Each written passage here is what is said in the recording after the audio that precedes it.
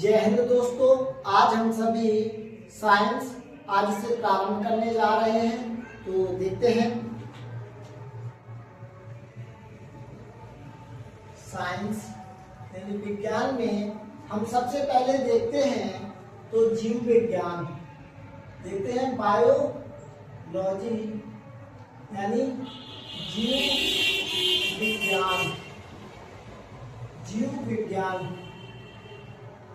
जब हम जीव विज्ञान की बात करते हैं तो जीव विज्ञान के जनक या फिर फादर ऑफ जीव विज्ञान कहे जाते हैं अरस्तु, क्योंकि अरस्तु ने जीव विज्ञान में जो जंतुओं के बारे में वर्णन किया है, जो उन्होंने लिखा है, इसीलिए जीव विज्ञान का सबसे ज्यादा डिटेल यदि किसी भी वैज्ञानिक ने दिया है तो वो अरस्तु हैं, जिन्होंने सबसे पहले दिया है, जिस कारण से अरस्तु जीव विज्ञान के जनक कहलाते हैं।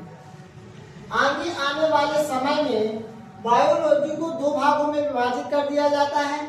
एक कहलाती है हमारी जूलॉजी, एक होती है हमारी जूलॉजी और दूसरी होती है हमारी बॉटनी। जूलॉजी में है जंतु विज्ञान का अध्ययन। जूलॉजी में है जंतु विज्ञान का अध्ययन और बॉटनी में हमारा वनस्पति विज्ञान का अध्ययन। तो जो जूलॉजी है, जूलॉजी के जनक आज भी हम अरस्तु को मानते हैं, और वनस्पति विज्ञान में डिटेल्ड जानकारी जिन्होंने दी है या फिर जिन्हें हम बॉटनी या वनस्पति विज्ञान के जनक के नाम से जानते हैं, उनका नाम है थियोफ्रस्टस। तो पहले हम प्रारंभ करेंगे जूलॉजी यानी जंतु विज्ञान को पहले हम अध्ययन करेंगे। इसके परिणाम स्वरूप जब ये पूरा हो जाएगा, इसके बाद अपन बॉटनी को स्टार्ट करेंगे। जंतु विज्ञान यानी अरस्तु, जीव विज्ञान जूलॉजी को प्रारंभ करेंगे। तो जूलॉजी का प्रारंभ ही होता है जंतुओं से, जीवों से। तो जीवों में जो एक मूलभूत सिद्धांत है कोशिका का यानी कोशिका जिसे हम साइंस में सेल या फिर कोशिका कहते हैं। कोशिका की खोज रॉबर्ट हुक ने 1665 ईस्वी में कोशिका की खोज की थी। जो इन्होंने कोशिका की खोज की थी वह कौन सी कोशिका थी? वह थी मृत कोशिका। जिस कोशिका की इन्होंने खोज की थी वह कोशिका कैसी थी?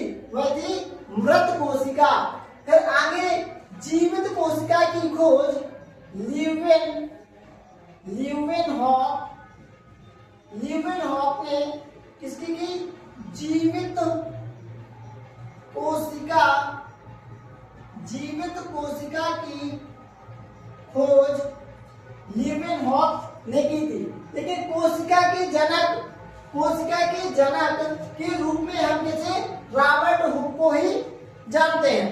तो ल्यूवेनहॉक जी का कहना था कि हमने भी जो जीवित कोशिका की खोज की है, तो ल्यूवेनहॉक ने एक चीज की खोज की थी जिसका नाम था जीवाणु।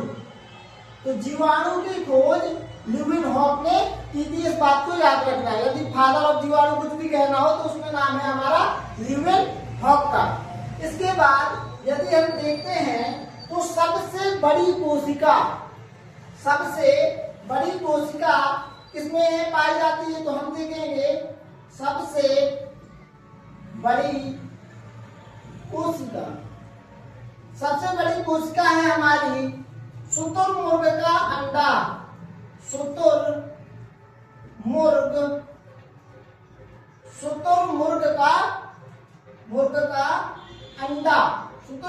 का अंडा जो सबसे बड़ी कोशिका है। इसके बाद देखेंगे तो सबसे बड़ी कोशिका हो गई, तो सबसे छोटी कोशिका कौन होगी? सबसे छोटी कोशिका, यदि हम छोटी कोशिका के बारे में पढ़ते हैं तो माइक्रोप्लाज्मा, माइक्रोप्लाज्मा सबसे छोटी कोशिका हमारी माइक्रोप्लाज्मा कहलाती है। यदि इसके बाद हम जानकारी निकालते हैं, यदि इसके बाद हम देखते हैं कि मानव में कौन सी कोशिका सबसे बड़ी है, सबसे छोटी है और सबसे लंबी कोशिका है। तो मानव में जब हम कोशिका के बारे में पढ़ते हैं उससे पहले पढ़ेंगे हम कोशिका सिद्धांत। कोशिका सिद्धांत, तो कोशिका सिद्धांत को किसने दिया? तो कोशिका सिद्धांत में क्या बातें कही गई? तो कोशिका सिद्धांत में एक ही बात कही गई थी कि सभी जीवों में कोशिकाएं पाई जाती है, सभी जीवों की मूलभूत इकाई कोशिका है। बस यही था कोशिका सिद्धांत। कोशिका सिद्धांत को प्रतिपादित करने वाले स्लाइडेन एवं स्वान, स्लाइडेन एवं स्वान नामक दो साइंटिस्ट थे, दो वैज्ञानिक थे जिन्होंने कोशिका सिद्धांत का प्रतिपादन या फिर कोशिका सिद्धांत की जानकारी दी थी। जब हम मानव में कोशिकाएं, मानव में यदि हम कोशिकाओं के बारे में देखते हैं तो एक है सबसे बड़ी कोशिका, इसके बाद हम देखते हैं सबसे बड़ी कोशिका हो गई मानव में, दूसरा हम देखेंगे छोटी कोशिका, तीसरा हमारी लंबी कोशिका। लंबी कोशिका, तो मानव में सबसे बड़ी कोशिका मादा में पाई जाती है, ओवरी, मादा में ओवम, ओवम यह सबसे बड़ी कोशिका है। मानव में, मानव का मतलब है जंतु, जंतु विज्ञान की भाषा में हम जानवर, मानव भी जानवर ही काउंट किया जाता है। तो मानव में सबसे बड़ी कोशिका जो है, सबसे बड़ी कोशिका है ओवम, और सबसे छोटी कोशिका जो है, तो छोटी, सबसे बड़ी कोशिका, अब देखेंगे छोटी कोशिका, तो सबसे जो छोटी कोशिका होती है वो है स्पर्म या फिर शुक्राणु, स्पर्म या फिर शुक्राणु। आप लोगों को पता है कि मादा में जो ओवम पाया जाता है, यह ओवम हमारा ओवरी में पाया जाता है, और जब पुरुष से जो शुक्राणु रिलीज होते हैं, स्पर्म रिलीज होते हैं, यह वो ओवरी में जाकर के ओवम के साथ फर्टिलाइजेशन करके भ्रूण का निर्माण करते हैं। इसके बाद हम देखते हैं लंबी कोशिका, तो सब जो लंबी कोशिका है, वह लंबी कोशिका कौन सी है? वह हमारा तंत्रिका, तंत्रिका तंत्र, कौन सी है? तंत्रिका तंत्र या फिर न्यूरॉन, तंत्रिका तंत्र या फिर नर्वस सिस्टम या फिर तंत्रिका तंत्र, यह हमारी सबसे लंबी कोशिकाएं हैं। इसके बाद हम यदि देखते हैं, ये हो गई हमारी तंत्रिका तंत्र, इसे क्लीन कर देते हैं। सभी बच्चे जो भी इस क्लास को देख रहे हैं, नोट्स पेन कॉपी लेकर के बैठे, सभी अपना नोट्स तैयार करते जाएंगे। यह कक्षा 6वीं से लेकर के 12वीं तक के बच्चों के लिए इम्पोर्टेंट है, तो 6वीं से 12वीं तक के बच्चे आसानी से इसे देख सकते हैं।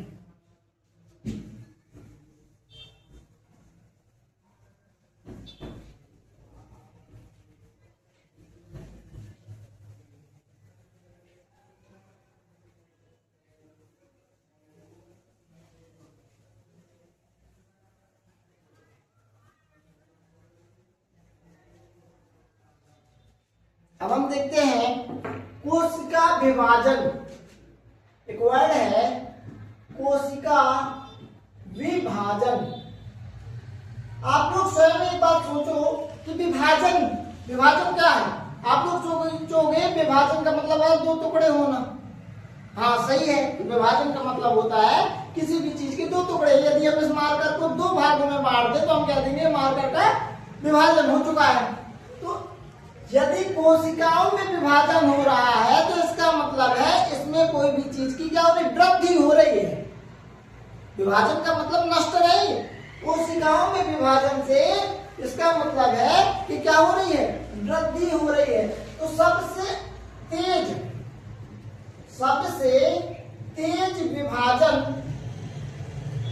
विभाजन किसका, कोशिका में सबसे तेज विभाजन जो होता है ये होता है हमारा लीवर यानी यकृत में।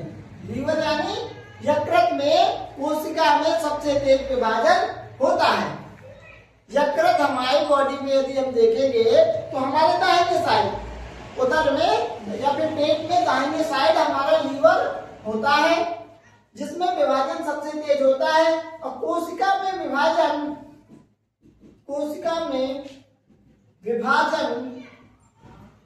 सबसे धीमा या कहें कि होता ही नहीं है, वह है हमारा ब्रेन यानी मस्तिष्क। ब्रेन यानी मस्तिष्क में कोई भी कोशिका में विभाजन नहीं होता है। इसीलिए देखेंगे कि यहाँ पर यदि हमारे मस्तिष्क के यहाँ पर यदि चोट लग जाती है तो संभावना होती है कि लोगों को ब्रेन ट्यूमर, ब्रेन हेमरेज आदि प्रकार से लोगों की डेथ हो जाती है। इसलिए किसी को भी अपने यहाँ के हिस्से को प्रोटेक्ट करने की आवश्यकता होती है। इसीलिए सरकार भी इसका फायदा उठाती है। सरकार को आपको पता है कि अनुच्छेद आर्टिकल नंबर 21 कहता है जीवन का अधिकार। आर्टिकल नंबर 21 कहता है कि आपको जीने का अधिकार है, मरने का नहीं। इसलिए क्या होता है कि सरकार ने हमारे ब्रेन में यदि यहाँ पर हमारे क्या होता है, यहाँ पर हमारा कोशिका में विभाजन नहीं होता। यदि हमें चोट लग जाती है, कुछ भी होता है, ऑपरेशन होना है, कुछ भी हमें बीमारी सही करनी है, तो कोशिकाओं में जब विभाजन होगा इसके बाद ही बीमारी क्या होगी, सॉल्व हो जाती है, हम सही हो जाते हैं। यदि कोशिकाओं में विभाजन ही नहीं होता है तो वहां पर सही होने की संभावना कम हो जाती है। इसीलिए सरकार ने कहा कि अब लोगों को प्रोटेक्ट करो। लोग जब बाइक से निकले तो हेलमेट लगा करके निकले, यदि नहीं लगा के निकलते तो उनका चालान काटो। क्यों? क्योंकि सरकार का कहना है कि हम लोगों को जागरूक कर रहे हैं, उन्हें बता रहे हैं कि बेटा हेलमेट लगा के चलो, नहीं चलोगे तो आपका क्या हो जाएगा, यदि एक्सीडेंट हो गया, आपको सर में चोट लग गई तो आपकी डेथ हो जाएगी। और भारतीय संविधान का अनुच्छेद 21 कहता है, आर्टिकल नंबर 21 कहता है कि आपको जीवन का अधिकार है, मरने का नहीं। चलिए अब देखते हैं साइंस में। तो ब्रेन में क्या होता है, कोशिका विभाजन बिल्कुल कम होता है। आप लोगों ने एक मूवी देखी होगी गजनी मूवी में देखोगे उसे अचानक से याद आता है, फिर भूल जाता है, फिर याद आता है, फिर भूल जाता है, होता है ऐसा। तो ये कैसे हो रहा है? क्यों? क्योंकि ब्रेन में कोशिका विभाजन बिल्कुल कम होता है। इसीलिए ब्रेन के चक्कर में प्यार में पड़ने की आवश्यकता नहीं है। कहते हैं कि प्यार करने से पहले प्यार का अंजाम देख लो। यदि यकीन ना हो तो गजनी या फिर तेरे नाम देख लो। गजनी और तेरे नाम मूवी के नेम है, आप लोगों को देखने की आवश्यकता बिल्कुल भी नहीं है। इसके बाद हम कोशिकाओं के बारे में आगे बढ़ते हैं, कंटिन्यू। कोशिकाओं के बारे में आप देखोगे तो इसमें यह जो बाहर का एरिया है यह हमारा कहलाता है सेल मेम्ब्रेन। सेल मेम्ब्रेन या फिर कोशिका भित्ति, सेल मेम्ब्रेन या फिर कोशिका भित्ति, यह बिल्कुल पतली सी परत होती है। यदि हमारी बॉडी में थोड़ी सी चोट लग जाएगी तो हम कहेंगे कि हमारा यहाँ का सेल मेम्ब्रेन क्या हो चुका है, फट चुका है, खत्म हो चुका है। इसी यहाँ पर जंतु कोशिका, पादप कोशिका दो प्रकार की होती है। तो कोशिकाओं में देखेंगे हम एम से हम प्रदर्शित करते हैं mitochondria, ribosome, nucleus, endoplasmic reticulum, centrosome, lysosome, Golgi body, vacuoles, ऐसे अनेक चीजें यहाँ पाई जाती हैं। ये सभी चीजें पादप कोशिका में भी पाई जाती है। पादप कोशिका में एक चीज एक्स्ट्रा पाई जाती है, उसका नाम है वॉल, सेल वॉल, यानी कि कोशिका भित्ति, कोशिका भित्ति।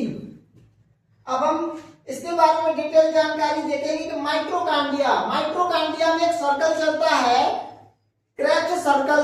उस क्रेब्स सर्कल में 38 एटीपी ऊर्जा, इसमें माइटोकांड्रिया में जो ऊर्जा स्टोर होती है इसे पावर हाउस के नाम से, कोशिका का पावर हाउस या ग्रह के नाम से हम जानते, पावर हाउस के नाम से इसे जानते हैं। माइटोकांड्रिया एनर्जी को क्या करता है, स्टोर करके रखता है। यह एनर्जी को स्टोर करता है किस रूप में, यह एनर्जी को स्टोर करता है एटीपी के रूप में, एडेनोसिन ट्राइफॉस्फेट। इसमें 38 एटीपी से हमें एक ग्लूकोज, यदि ग्लूकोज को हम लिख दें फॉर्मूला ग्लूकोज का, तो इसका मतलब है 38 एटीपी से एक ग्लूकोज बनकर तैयार होता है। माइटोकांड्रिया में ये निर्माण होता है। फिर हम देखेंगे राइबोसोम, राइबोसोम हमारा प्रोटीन का निर्माण करता है। इसी प्रकार से हम गोल्गी बॉडी, लाइसोसोम, लाइसोसोम को आत्मघाती थैली कहते हैं। ऐसे अनेक चीजें अपन नेक्स्ट क्लास में देखते हैं। तो जय हिंद।